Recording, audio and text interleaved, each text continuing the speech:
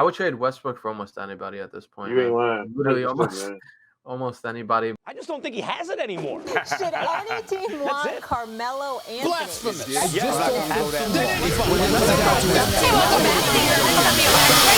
Yes, sir, Carmelo. What's going on, everybody? Welcome back to another episode of Control the Narrative, a podcast where we control the narrative that the media creates. If you're new around here, subscribe to catch our weekly podcast on YouTube, Apple Podcasts, and Spotify. And if you're a returner, a subscriber, or like this fine gentleman we have on today, a member, we appreciate you a little more, if I'm being honest with you. We're at episode 99. I can't believe it's been 98 episodes of this, back to the Periscope days and the Twitter live days. And, if you were around there, you know what I'm talking about. But, we'll get a little more into that next week for episode 100. But for episode 99, Melo's back. Last week, we really didn't have much to talk about Melo related. But now that Carmelo Anthony is back playing for the Los Angeles Lakers and he's playing in Brooklyn tomorrow, I will be in attendance for that game. I'm pretty hyped. AD's coming back, and we'll talk about that. I think that's a long enough intro. All right, we're going to bring on a recurring member to the show, my guy, Joe J. Dot. How you feeling tonight, buddy? Good. How you doing, S. Dot? Feeling good, man. Good to see you, B. Fresh out of practice. Man. Coaching some young kids to grow up and be like Carmelo and straight to an episode of Control. So appreciate that, J. Dot. No doubt. No doubt. It's been a minute since we got you on, so hyped to talk some Lakers with you. I think let's just jump right into it. First question has to do with the Lakers coach. There's been a lot of rumors and speculation that he's on the hot seat, Frank Vogel I'm talking about. Yeah. So my question to you is, should the Lakers fire him? Man, you know what? When I saw that question, man, I had to think long and deep about it. Is it 100% Vogel's fault? No. But he does sort of come that blame. Because when you did have your main characters in place, meaning AD, LeBron, Melo, THT, who all the guys in play, you can get a starting five for a number of games in a row. It's always switching starting fives out every other game, if not every game. As a coach, everybody talking about being cohesive and find that unit that works, whatever. But you can't be that cohesive unit if you don't just play game after game after game. Fair. And I feel like he never did that. He never let the five that, when it was healthy, go out there and play 10 games in a row, 7 games, whatever it may be. Not only that, I question some of his subbing throughout games and throughout the course of the game. I question that too. And I don't think that the team as a whole have fully bought in to Frank Vogel as a head coach and his philosophies. So to answer your question, I would say if not soon, he will be fired for the end of the season. Do you think they should, though? Do you think it's the right move? I do. I think it's time for a new voice. I think it's time for a more strong leader that the whole team, especially LeBron, AD, respect and listen to. I don't think Frank Vogel is that guy for this team as it's constructed right now. Fair. Because what people are going to say? People are going to say they won a championship with them. Yeah, true. But you got LeBron and you have AD. Yeah. So it's easy to, win it. It's not easy, but hey, it makes it that much easier. You have LeBron and AD playing a bubble, not have to travel. Yep.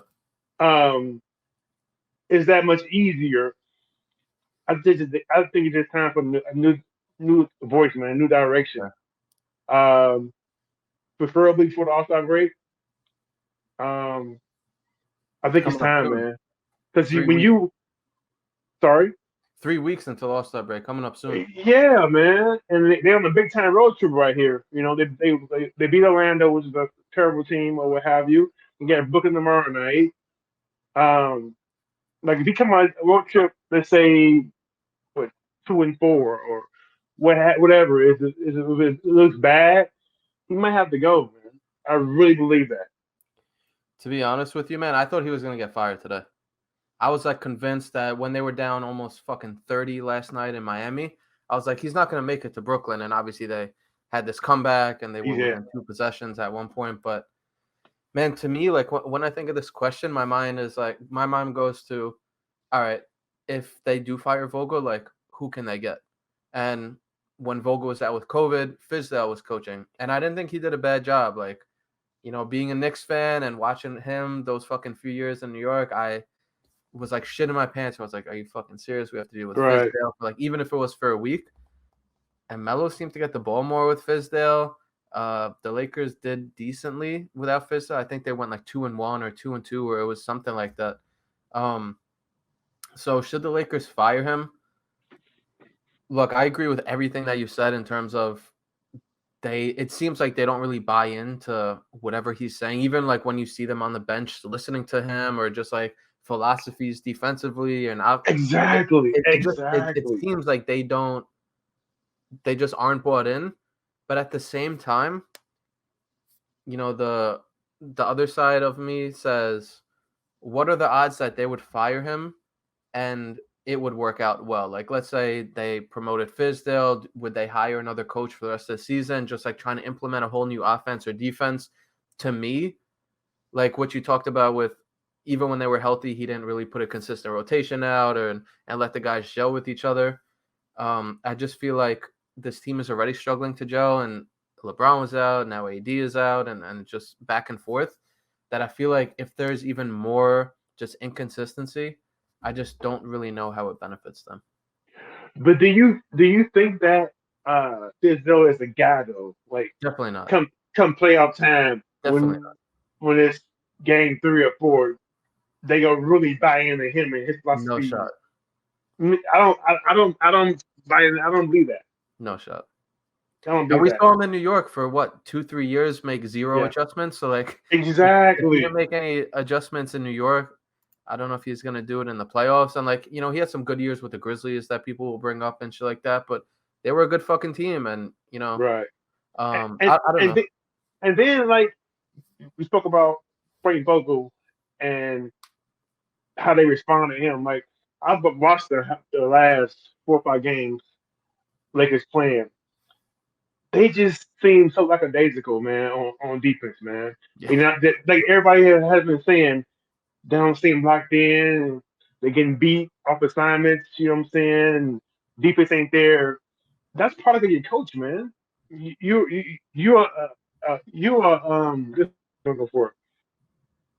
a product of your coach. Your coach is the one who puts you in position to be successful. Yeah. And I don't feel like with Vogel, they're not feeling him like that, so they can get locked in and get an extra mile or be aggressive on defense and want to go out there and play hard for the coach, for themselves, but for the coach too. I just don't see it, man. Yeah. And again, we've talked about this a few times on the pod, but like, you know, these guys are all veterans. Like, shouldn't they know better is what some people say, where it's like, yo, they're fucking year 19, year 16, True. 12, whatever. Like, shouldn't they know better than to, you know when to turn it on and shit? And again, man, it's something that, you know, it's probably blame on both. Like, it's probably blame on Vogel for, yo, tell them what the fuck to do. And if they don't do it, take them out of the game. And then it's also on the players, where it's like, yo, this is your 19th year. This is your 15th, 12th year, whatever it is. Right. You should know to, like, you know, when a coach tells you to do something, buy in or just whatever. So I think there's a little bit of both. But at the end of the day, I just think that firing him would do more bad than good. And like, I'm not here saying like, no, don't fucking fire him. Like, he's hasn't done a good job, obviously. But I just think that it does more bad than good at this point. So do you think moving forward with him at the helm, they turn it around with Vogel at the helm? That's so tough, man. That's so tough. Like, you know, we'll get into it in a little bit, but like AD coming back tomorrow, or yesterday if you're watching this or listening on Wednesday, Thursday, whatever. I just think seeing the big four, I'll put in our fucking guy in there because people want to say the big three and shit. Seeing the big four just healthy, and I just want to see them for like 15 games. and just be like, yo, all right, now we know, like, once this team starts getting some play time together, like, what are they? Because we don't know what this team can be. They've again, they're a 500 team, so they've showed some nights when we're like, yo, like, this is who they can be, and they've also showed some nights where we're like, yo, what the fuck, this team is like, gonna get 100%. So I And don't you know know. what? You know where to go to? Sorry to cut you off, but you know what? I'm still putting my hope for Picture None to come back. I want to see what he can do. I think he could be that last piece, that guard play, young gunner, you know what I'm saying, energy guy that we need. Fair. You know what I'm saying? Once we get him back, then we There's have like no we have the timetable. whole team. There's like no timetable on him, right? Like, I haven't heard anything about. Yeah, so he had a setback on his knee. So I remember he played in the preseason, right? yes, he did. Wild. He did. Shit, So man. All right. So speaking of, people coming in and helping the team, the All-Star break is coming up, which means the trade deadline is coming up, I think, in 3.5 weeks or 3 weeks, around there. So I think it's fair enough that we can start talking about the trade deadline. Yo, real quick, sorry to interrupt if you're watching on YouTube or listening on Apple Podcasts or Spotify, but just wanted to let you know that we have merch at Control the Narrative, and it's pretty fire, in my opinion. This is the Pixel Melo t-shirt that I'm rocking. Anything from Cuse Melo to New York Melo, Hoodie Melo. On this shirt, we got Scapegoat merch, we got Blackball merch, we got just regular Control merch. Shop CTRL the Narrative.com. T-shirts, hoodies, hats, beanies, stickers. Shop CTRL the Narrative.com. I think I got my point across. Go check it out. I bet you'll find something you like. Appreciate the support as well. Obviously, the merch sales help us fund these podcast episodes that we get to record every single week. So appreciate you. And back to the show. So what I want to know from you, J-Dot, is what's the number one thing that LA has to do at the trade deadline in order to, I'm not going to say win a championship, but to improve their team? well, it's like for me, it's a 1A and 1B. All right. I think we need a long, athletic defensive guy, someone like a Miles Turner, someone like a Harrison Barnes to a lesser degree, but preferably Miles Turner from the Pacers. Long guy, can play the 4 or 5, can shoot it a little bit. You know what I'm saying? And just a dog. Will we get him? I don't know. We have the pieces for the trade package to make it work. I like Harrison Barnes too as well. A shooter, kind of up there in age, but like a 3-and-D guy. But there's a lot of guys out here that's available, man. I've been reading about like Miles Turner, Harrison Barnes, Eric Gordon is another guy that can get his own shot. But again, we have one trade asset, which is THT. And now, you can throw none on them, but he hasn't played all year. We get no picks until 2027. Is that what it is? 2027? Something like that. 2027 or 2025, something like that. Yeah. So it's going to be hard, man. It's a lot of players out here available. Man, my wish would be Buddy Hill, but I don't think we have the asset to go out and get him. And they could have fucking had him, which is wild. But we want to get Westbrook. Wild you know? Shit. Wild shit. But yeah, man, I just think, and then I heard about, the swamp for Westbrook for John Wall. You think How you feel about that? I feel like they're very similar players in a lot of ways. We haven't really seen John Wall play a ton of games lately over the past 4 years. Something like that, yeah. I don't know what that would do. It's a lot of guys available right now, man. I just don't think Lakers have the assets to go out there and get these guys, man. All right, what's 1B? 1A is getting Turner or Barnes. And I like Justin Holiday from the Pacers. The long, athletic, can shoot it, can defend as well. I like him. That's a good look. So that would be my 1B that they can go out and get with a THT and somebody else. I like Justin Holiday. Him. And also, like a Holiday package with Doug McDermott that can shoot it 6'7", 6'8". You know what I'm saying? I like him too. We can package some THT, maybe that second round pick or first round pick in 2027. I mean, it's options out here, man. But again, I don't think we have the assets, man, to get them. Did you just look at players available on the Pacers? No, I just what I've been hearing and reading. I'm fucking You with know what I'm saying? Yeah. Yeah. I mean, let me ask you a question. Yeah. In a perfect world, do you think?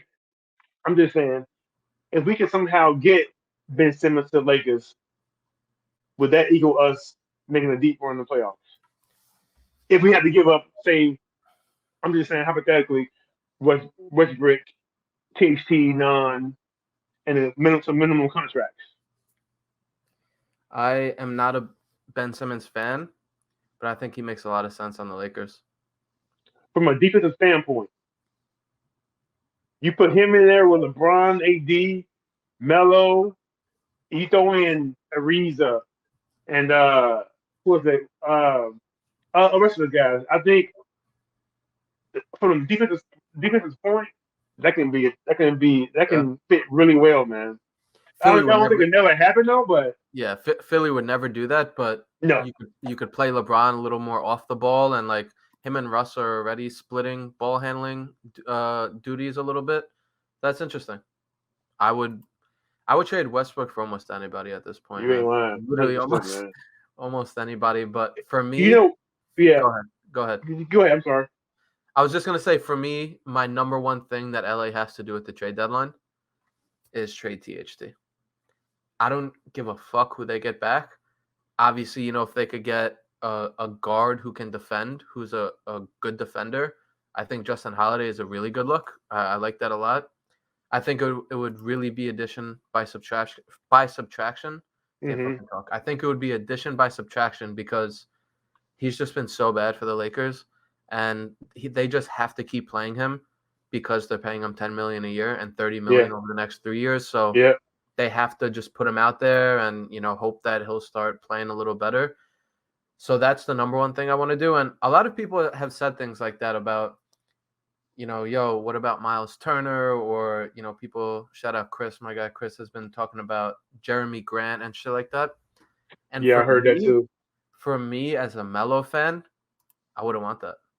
Because you think about Miles Turner, like Jeremy Grant, both guys there would be a pretty good chance that they would be on the court to end games. LeBron and AD are going to be on the court. So what is Melo going to be playing the two? Like, fuck no. Take his minutes away. I don't really see a role for Melo closing games if they get someone like Jeremy Grant or if they get someone like Miles Turner. I think Miles Turner is a little situational depending on, right. if they have another big or some shit like that. But with all of these trades, I have Melo in mind where I'm like, all right, what does this mean for the Lakers? But also, what does this mean for Melo? Because exactly, man. You think about this though, like Melo played with Jeremy Grant at OKC. Yeah. If you remember, Grant took a lot of Melo's minutes at crunch time. Melo's on the bench when Grant was playing. And that's why they didn't want Melo back the second year in OKC. Exactly. Yep.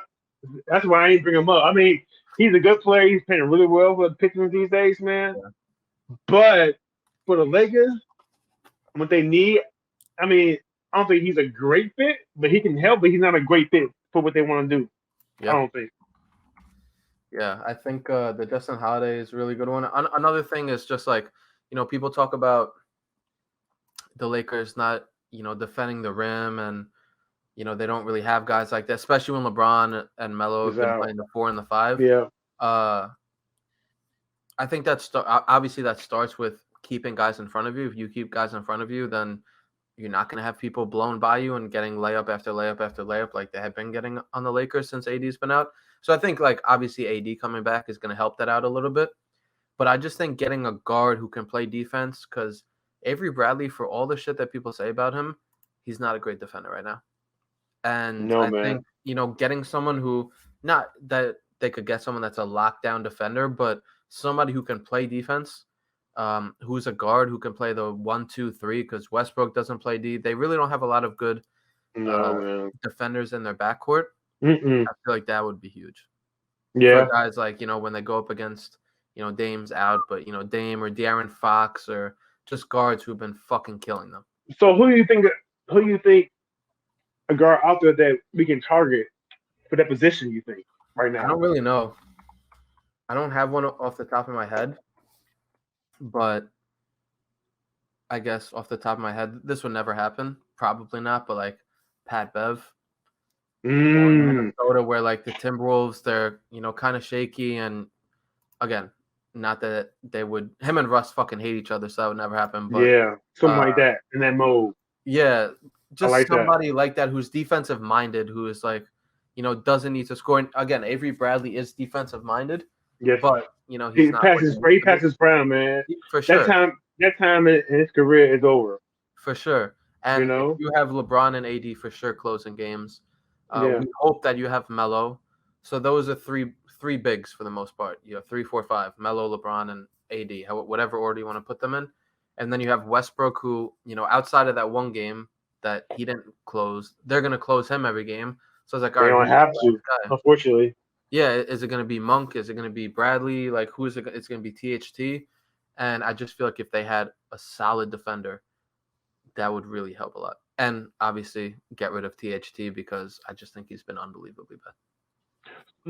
I feel that. Let me ask you a question. So with Russell moving forward, how do you think the Lakers are going to deal with that situation, man? Like, because Russell, he's been playing so inconsistent, and it hasn't been good, man. Like, I can't remember a year where Russell Westbrook has shot so many air balls, so many off the glass bank shots, off top of the rim, Yeah. missing layups, Yeah.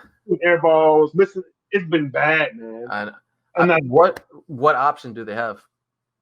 That's my thing. It's like they have no option. They have to just hope he gets his shit together.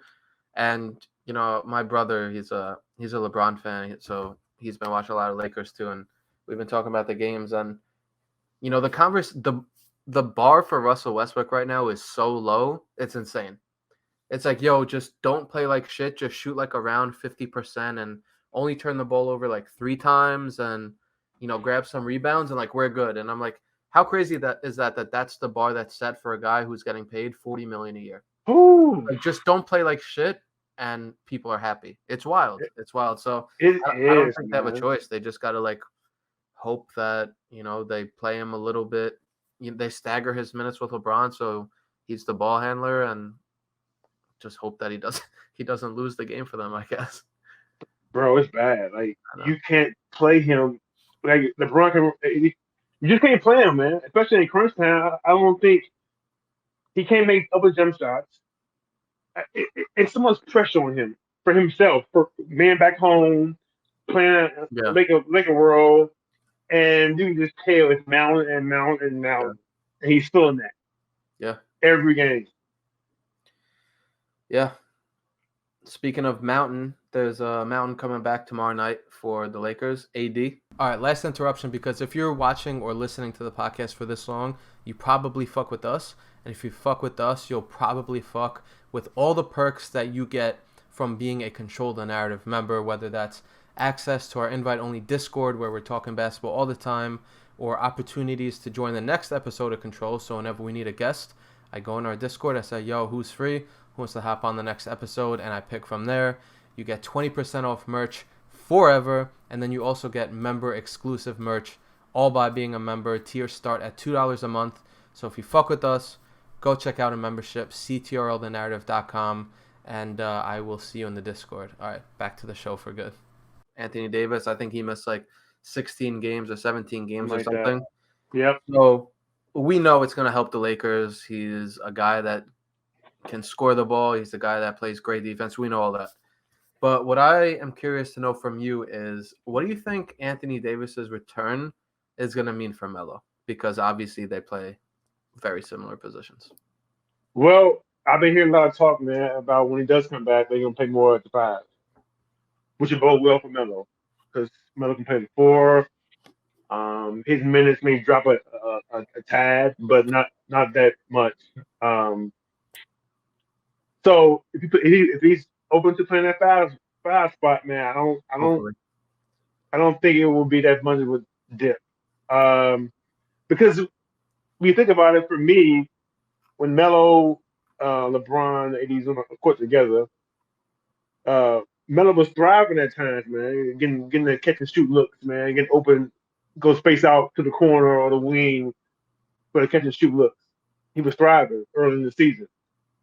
So I'm hoping, man, that when he does come back, he play that foul position, and that won't be that much of a dip for him, man. But again, with Vogel, you just don't know. It's not as bad as last year when we were with Portland with what's his face? I can't remember his name right now. But McCollum? the coach for Portland. Oh, Stotts. Stop. It ain't that bad yet. But I'm hoping that Vogel will not even hold him accountable, play him at the 5, man. Play him at the 5. That's better for the team as a whole. Yeah. You know? But the X factor for me is just wrestle, man. Because you can't continue to let him play, bring the ball to the court and play off him. Let him go 100 miles an hour and miss point blank layups and shoot off the backboard. It was on top of the backboard. It's bad, man. It's bad. Yeah, it is. Yeah, it is. Man, you know what? When I was thinking about AD coming back, again, like I said, we know he's going to help the Lakers team.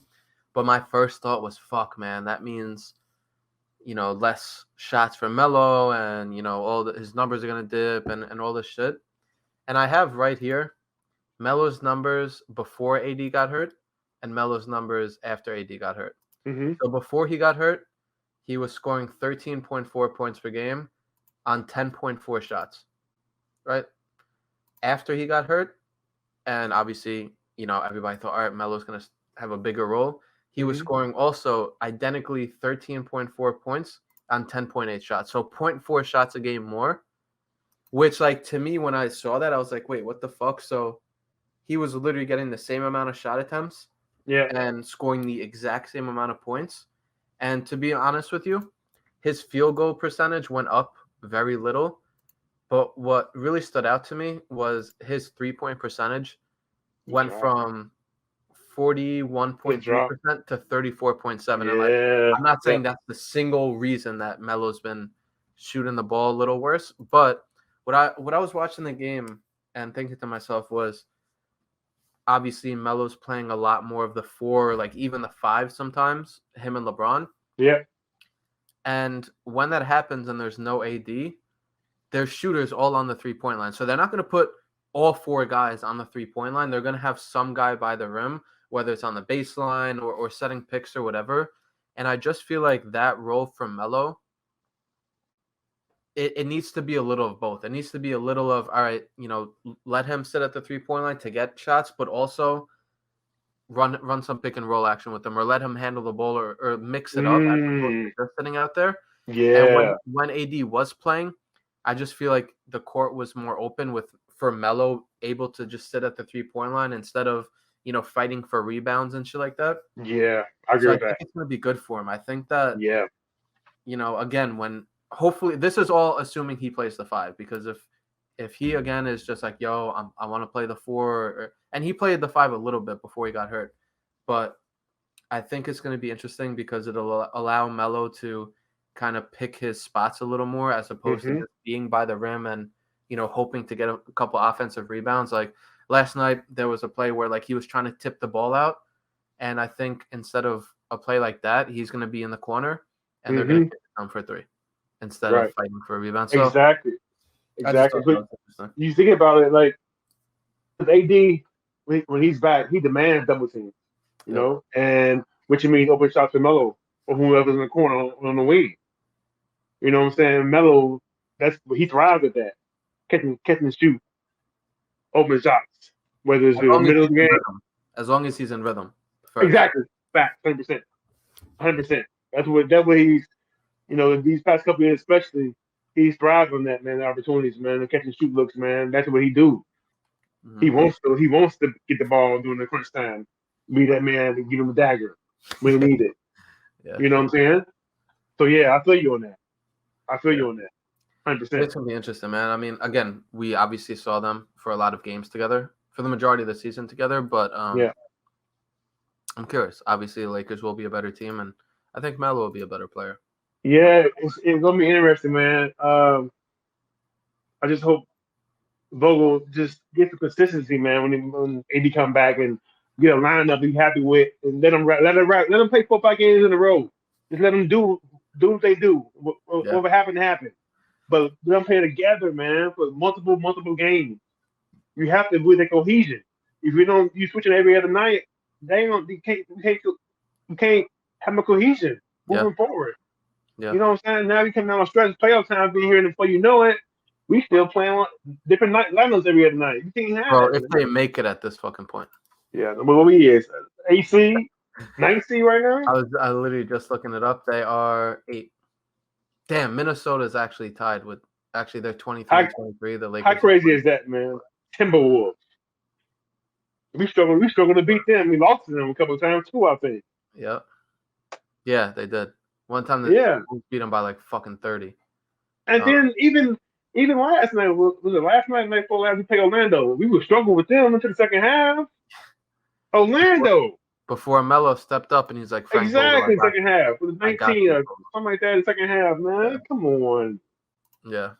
All right. Another thing, since the trade deadline is coming up and we spoke about All-Star Weekend coming up, and I will get more into this as the weeks go by, but if anyone is going to be in Cleveland for All-Star Weekend, you might want to keep an eye on our Instagram or Twitter. We are launching a limited edition piece of merch that we're paying homage to Cleveland. That's all I'm going to say for now.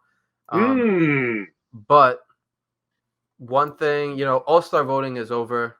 The last returns came back, and Melo was 7th in the West in terms of the front court, which I thought was fucking amazing for 1.4 million. Yeah, for a That's crazy, ain't it? And again, like a lot of that is probably from the LA fans, but like I like to think we did a little bit too. 100%. So anyway, I say all this to say a movement that we've been trying to start is to get Melo in the 3-point shootout. And I know you're very familiar with this movement.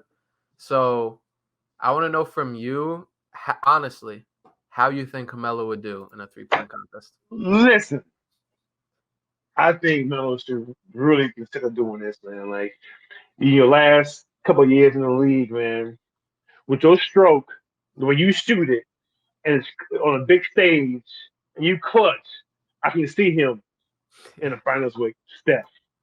Bro, can you imagine? Stephen Clay, or whomever may be, Buddy Hill, whoever. I can see Melo, man, in a big moment coming through. Yeah. I'm not gonna go say he can beat Steph. I ain't go that far. I don't give him. Yeah. Steph is a different animal. Yeah. But I can see him shining, man. Something like that. Setting, man, with the big lights on, the whole world watching. He lived for those moments, man. I wonder if he'd have to do 3 to the dome after every 3, if that would slow him down a little. Because if that would take like, if you do that shit quick, like, all right, and then you grab the next ball, that's where I get a little worried. That's funny. Man, I was thinking about this before we came on here, and I think he would either ball the fuck out or he would do terrible. I think it's one or the other. I don't think he would get like 12. I think he would get either like 28 or like 6. But you think so? Yeah, I feel like he wouldn't take it seriously. I feel like if he was in it and like he started missing a few, I feel like I could see him laughing and just like, not focusing. Because like, of course he's competitive, but I don't know. I feel like he would either just win the whole fucking thing or come in like second to last. I think he'd be so locked in, man, because he's never done it before in his whole career. Yeah. I think he'd be leading up to it. He'd be so locked in and focused. Because with shooters, they're gonna miss some. They're gonna make some. But for him, like I said, being that moment, that stage, to be against those competitors like a Stanford Hill, he knows he'll be elder statesman. He gonna ball out. I feel that in my heart. That was the one thing you said where it's like, yo, he's clutch and he loves the big stages. Where I'm like, yes, he does. Like, all right, I can see him being like, all right, let's go. Like, we're an All-Star Weekend 3-point shootout. Yes. I think that will be so much fucking one way or another. I think that will be so much fucking. To have the Lakers jersey on, thinking about Kobe and all that combined in one, man. Yeah, he would shine. Yeah, 100%, man. I hope he does it. I really hope he does it. I hope he gets an invite because, he's at the end of the day, we talk about him all the time, but he's one of the most likable players in the NBA. He is, man. Obviously, 19 years in, 10-time All-Star. I think that would be so much fun. He gets a bad rap, man. Like He does. everybody from the media, he's a bad teammate. Come on, man. Every player, every team he's been on, teammates he had, all speak highly of Melo, man. And I don't know what the criteria is for being getting on the NBA 3-point shootout. Yeah, I don't know either. But they needs to make that happen, man. Yeah. Him and Steph, damn. When you said him and Steph in the finals, Ooh, think about that. something fucking else. Man. Epic. That would be something fucking else. Wouldn't it be? Epic, man. Yeah. All right, J. Dot. Finally, we got on another pod. It's been, I think, 2 months, maybe even 3.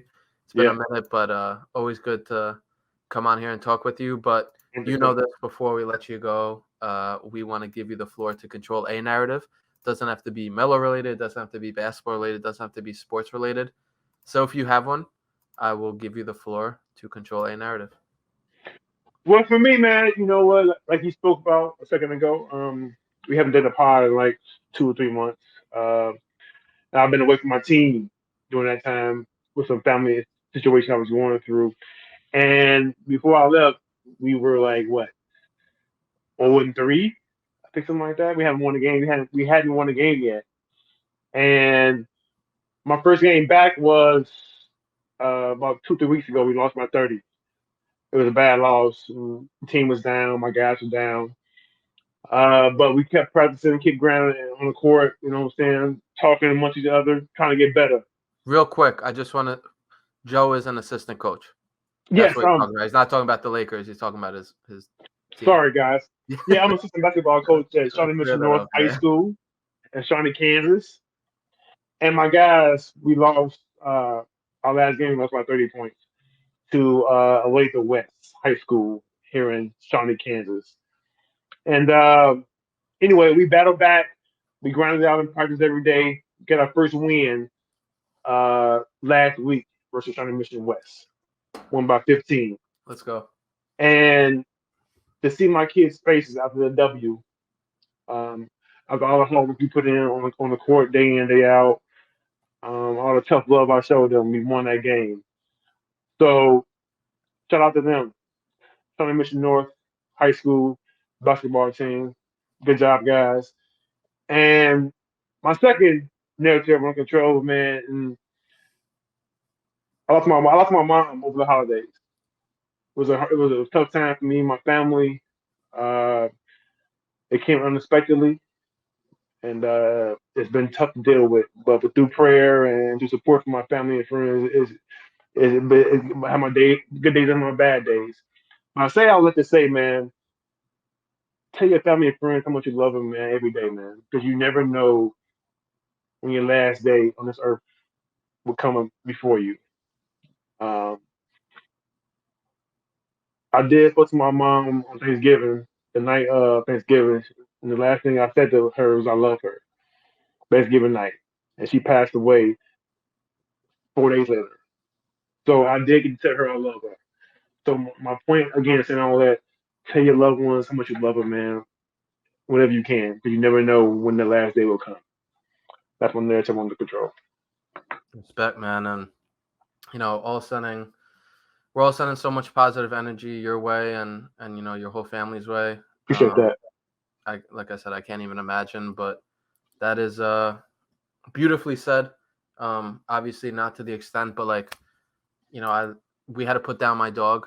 Yeah, I remember that. And obviously nowhere near to the extent as someone's mom, but that was something where I was just like, damn, all right, cool. So it sucked obviously, but it felt good for myself knowing that all right, cool, I would take her on walks all the time, and just loved her and shit like that, and appreciated her. So great point, man.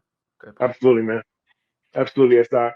J. Dot, another great fucking episode with you, man. Absolutely. Kenny, if you're watching or listening to this, we want you back next month. So get your teeth all fixed up and get healthy. Get healthy. Kenny, need you back, baby. So we can get you back on and get Let's go. Going again. Us 3, baby. Let's get it happen. J. Dot, appreciate you, bro. Always, D. Stay mellow, and I will let you know how tomorrow's game in Brooklyn is. My man. Stay safe, man. Much respect. Appreciate you, bro.